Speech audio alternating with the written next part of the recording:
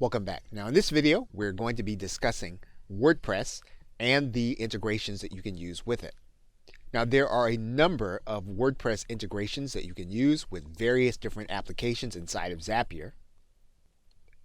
And you'll notice that WordPress can trigger an activity with 11 different triggers, which again allows for a number of different ways that you can use WordPress and Zapier.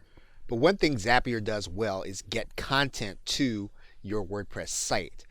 And you can do that in zaps such as making WordPress posts from your new tweets. We're going to take a look at this zap right now.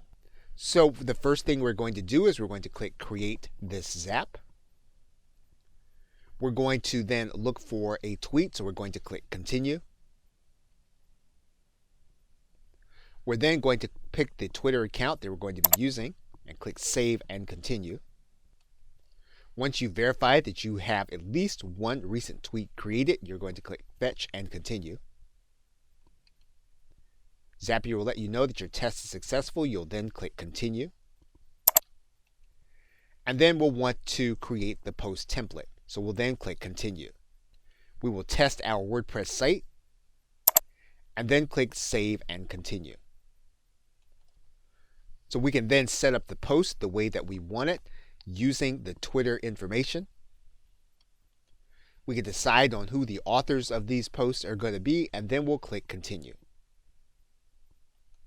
Once we have the test information, we'll send the test to WordPress, and then we'll click Finish. Once our zap is turned on, we can then check our post. And we then see our draft post with the title that we anticipated. Okay, so with that, thanks, and I will see you in another video.